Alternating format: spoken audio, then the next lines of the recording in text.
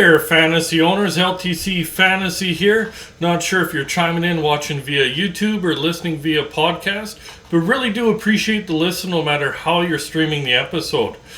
Do want to thank our current and new subscribers. Really do appreciate the support. And if you're not subscribed, think about doing so, as we do put out 3 longer episodes every week, looking at different players to hopefully help strengthen your fantasy roster.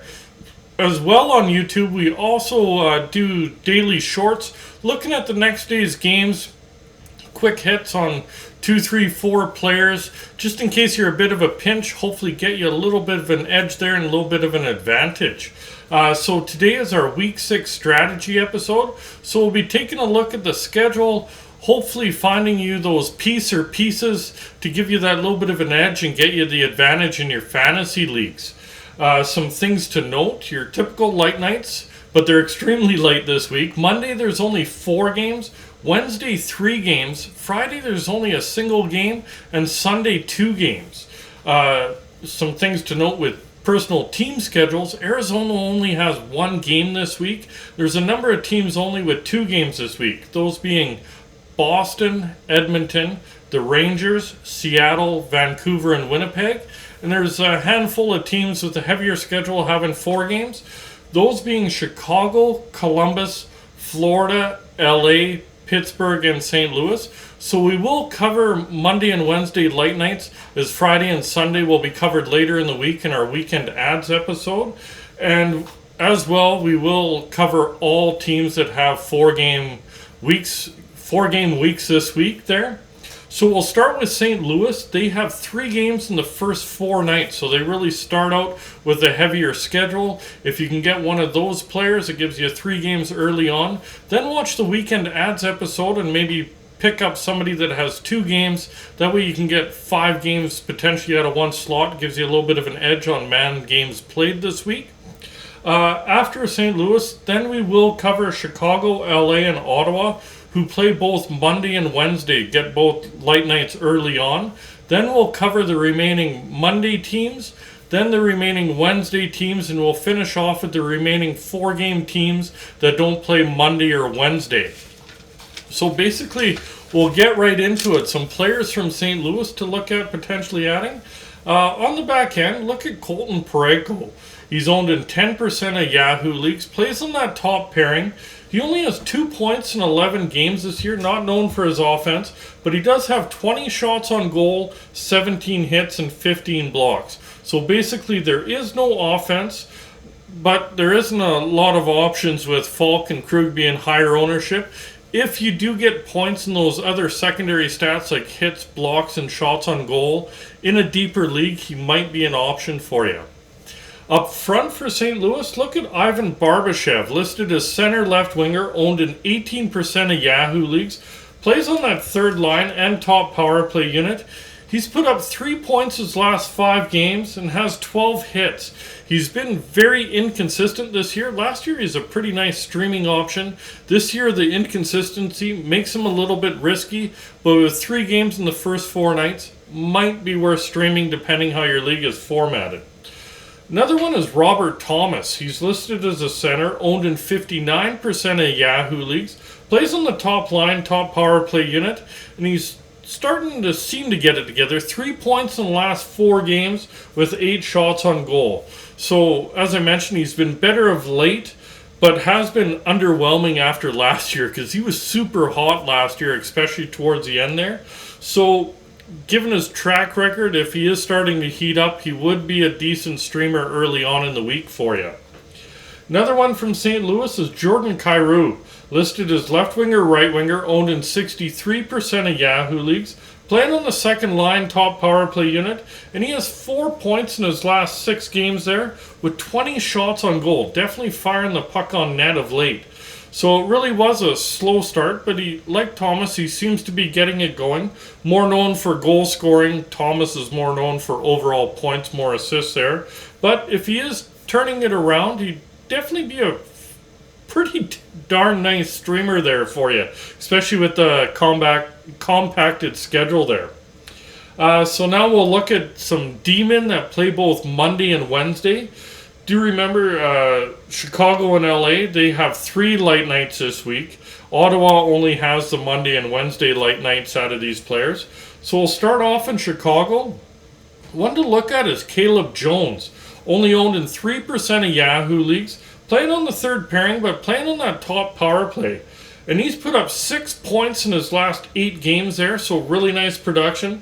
13 shots on goal, 12 hits, and 20 blocks. He really is filling in for his brother Seth's shoes while Seth is out for 3 to 4 weeks there. Well, probably 2 to 3 now. But yeah, he's been filling in for Seth, and so far so good. He's been getting that top power play time, and he's been producing in more than just a points category there. Another one from Chicago is Jake McCabe. He's only owned in 2% of Yahoo leagues, plays on that top pairing in Chicago, and he's put up 4 points the last 7 games there with 12 hits and 22 blocks. Really with him, the value is in the hits and blocks, but he's been chipping on offensively a little bit of late, and that's just an added bonus there. So if you need some hits and blocks, he's definitely worth streaming in a deep, deep league, should mention that. And then again, if he does chip in offensively, nice little streaming option for you. From LA, look at Sean Dursey, owned in 26% of Yahoo leagues, plays on the second pairing, second power play unit. And this year he only has 4 points in 12 games there, but has 25 shots on goal, 19 hits, and 24 blocks. Not as much offense as expected, but Doughty's back, you got to remember that, so opportunity's a little bit lower. But he is an offensive guy. If he can get it going, those secondary cats add in a little bit of a bonus there, depending how your league is formatted, might be worth streaming in a deep league. Over in Ottawa, look at Jake Sanderson, owned in 38% of Yahoo leagues, playing on the second pairing and getting that top unit power play time. He has 4 points in his last 6 games there, 3 of those 4 points being on the power play, 13 shots on goal, 7 hits in those 6 games, and 9 blocks. So he's obviously gaining opportunity as he's getting his feet wet there. He's starting to produce an all nice broad category. And the way he's been playing, he'd be a pretty safe streaming option pretty much in most formats there. So now we'll move along to some forwards that play both Monday and Wednesday. Keep in mind again, Chicago and LA do get 3 of the 4 light nights this week, and Ottawa only gets the 2 light nights, those being the Monday and Wednesday here.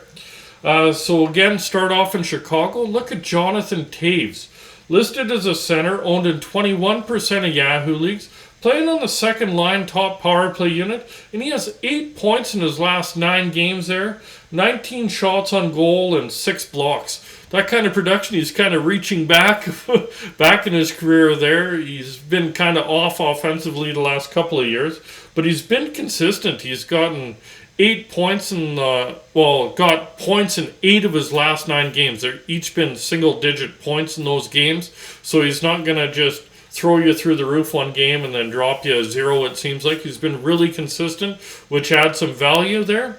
And also, if face-off wins are counted in your league, he gets a boatload of them, so that just adds a little extra value there.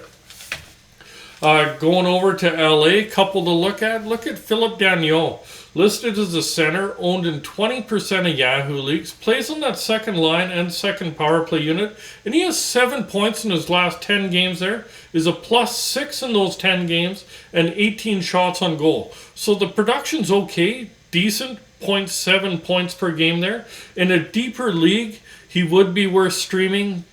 Standard league, there might be some better options for you. Another one from LA is Victor Arvidsson, listed as left winger or right winger, owned in 16% of Yahoo leagues, plays on the second line, second power play unit, and he's been 9 points in his last 9 games there, so basically 3 weeks at a point per game. +4, 25 shots on goal. He really has been pretty good. He deserves a little more love than only 16% ownership. So if he is available, I think he should be a pretty decent streamer for you. And over in Ottawa, look at Shane Pinto. He's listed as a center, owned in 20% of Yahoo leagues. Centers at third line, gets second unit power play time, and he has 8 goals and 1 assist for 9 points in 12 games played, 24 shots on goal.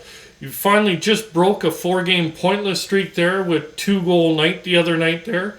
He is a goal scorer, so if goals are weighted heavier in your league, he already has 8 on the year. That adds a little more value for you. Should be a decent streaming option for you, especially with getting a couple of light nights in. So now we'll look at some D-men, the remaining D-men from the Monday night teams. Do remember, all of these players have 3-game weeks this week. First one is Noah Hannafin from Calgary, owned in 49% of Yahoo leagues, playing on that top pairing second power play unit, and he has 3 points in his last 4 games there, 15 shots on goal in those 4 games, and 11 blocks. He had an absolute horrible start to the season this year, as Calgary's actually been disappointing this year overall, but he did have a 48-point season this year. And if he's starting to pick up that production, getting down near a 50-point defenseman, mind you, with the slow start, he won't probably hit 50 this year, but needless to say, he does get you some points, and if he's starting to turn it up, might be a pretty good streaming option for you. Another one from Calgary is Nikita Zadorov, only owned in 21% of Yahoo leagues, playing on that second pairing. He has 3 points in his last 6 games there, so half point per game, 15 shots on goal. He's thrown 20 hits and 6 blocks. His real value is in the hits department there, but if he is chipping in offensively, getting you a few blocks, shooting the puck more than he normally does, adds a little bit more value there. So depending how your league is formatted, and probably still need to be a deep league, might be an option for you there. Over in Carolina, look at Brady Shea, owned in 40% of Yahoo leagues, plays on that second pairing, and so far he has 6 points in 12 games this year, is a +7, 30 shots on goal, 20 hits, and 12 blocks. As you can see, he has decent numbers in almost every stat category there, so he is very well-rounded defenseman and should be a safe pickup for you if you're looking for a streamer for Monday there. Another one is Ryan Pulock from the Islanders, owned in 34% of Yahoo leagues, plays on the top pairing second power play unit. He only has 1 point in the last 6 games, but before that he put up 4 points in the previous 5. So he does have a nice amount of hits and blocks, but his offense is very streaky so far this season there, so that makes him a little bit of a risky play depending how your league is formatted there. Another one from the Islanders is Alexander Romanov. He's owned in 18% of Yahoo leagues, plays on the second pairing. He's put up 4 points in the last 8 games there, so half point per game, 16 hits and 16 blocks. With him, his value is in the hits and blocks department there. That could add some value for your league. Offense, he's not really been known for it yet anyways. So if he does get chips in any kind of offense, it's just an added bonus. So depending how deep your league is and how it's formatted, could provide some value for you. So again, we'll move along to some remaining Monday teams for their forwards. Do remember, all of these players have 3-game weeks this week. We'll start again in Calgary. Look at Michael Backlund, listed as a center, owned in 6% of Yahoo leagues. Center's at second line and on the second power play unit, and he has 4 points in the last 5 games there, 11 shots on goal and 10 hits. He is streaky with his offense, so there definitely is risk involved there. So depending how much risk you want to take on there. But in a deep league, he might be worth streaming for you. Move along to Carolina. Look at Seth Jarvis, listed as left winger, right winger, owned in 42% of Yahoo leagues, plays on the top line, second power play unit. So he does only have 5 points so far on the year, which has been really underwhelming. But in a deep league, just because he does play on that top line in Carolina, Carolina's pretty strong. You can squint and kind of see a reason to stream him. He wouldn't be my top option as he would be earlier in the year, but might be worth streaming for you depending on your league.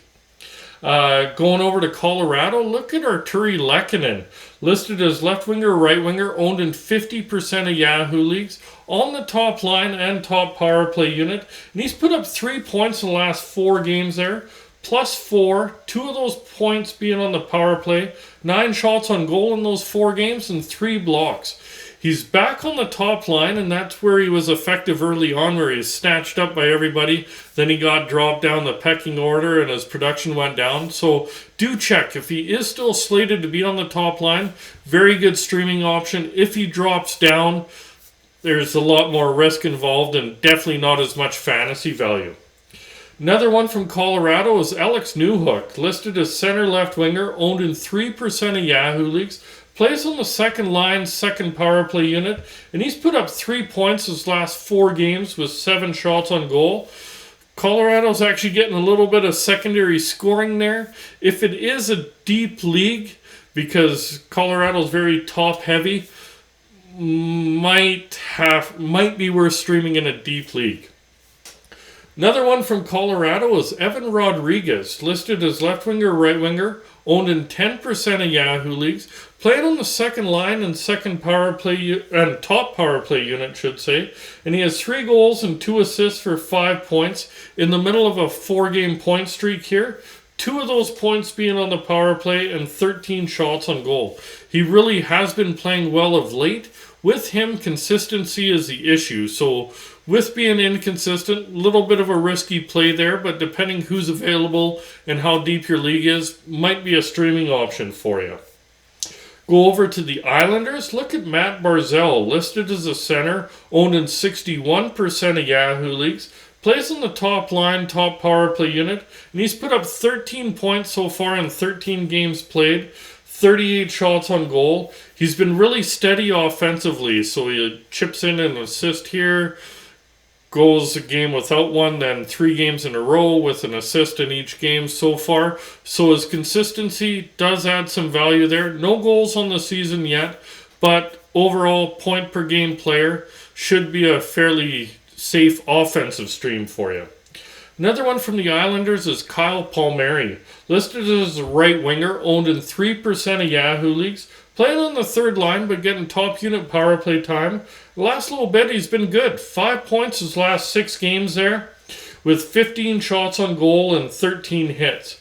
He is a bit of a gamble because he is a little bit of a hot and cold type player, but in a deep league, should be a decent streaming option for you. Last one from the Islanders is Brock Nelson, listed as a center, owned in 54% of Yahoo leagues. Center's at second line and is on the top power play unit. He's had 15 points in 12 games so far this year with 43 shots on goal. He's been really, really good this year. His secondary cats, they won't wow you but won't hurt you. You'd be a pretty safe streaming option if he's available in your league. So now, for remaining teams that play on Wednesday, it's Buffalo has 3 games, Edmonton only has 2, but on the back end, there isn't really anybody that I trust that's low ownership to say go out and get him if he's available. The closest one is Tyson Barrie, but he's over 65% owned now. He's at 66, I think, last time I checked. Be about the only option, but realistically, there's not a lot there that's low ownership.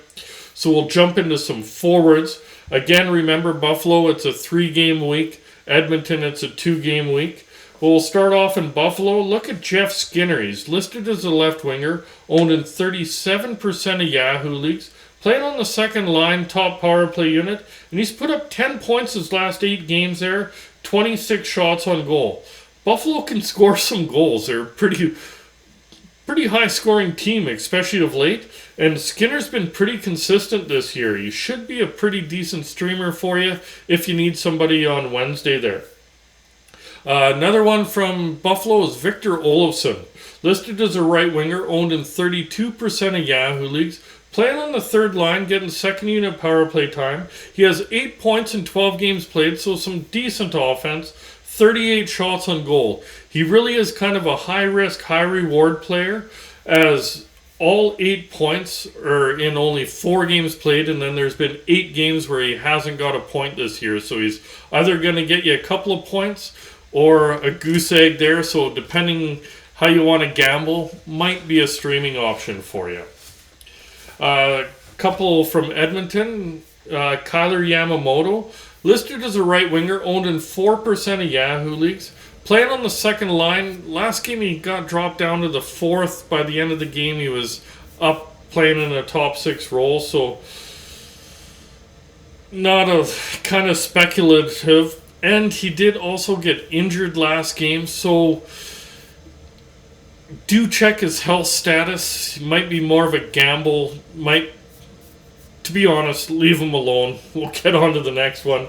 Jesse Puljujarvi, listed as a right winger, owned in 4% of Yahoo leagues. Up on the top line, second power play unit. He does only have 2 points on the year, but with Kane out, he is jumping up to McDavid's line. He had not great, but not bad success. Was a decent producer when he did play with them last year, so it's more of a speculative play. And only if in a really, really, really deep league, might be worth taking a shot on. Otherwise, leave him alone and see how he does up there, because he might drop down and somebody else goes up in that spot. So now some D-men that have 4 games this week that don't play Monday or Wednesday. The only one really is Jeff Petrie in Pittsburgh. He's owned in 63% of Yahoo leagues. He plays on the second pairing, second power play unit. He scored the last game. Overall, he's been kind of poor offensively, but that's the only one out of these remaining teams that you can kind of squint and think about maybe streaming, just because he does get some power play time and his past production in years past kind of weighs a little bit heavier there.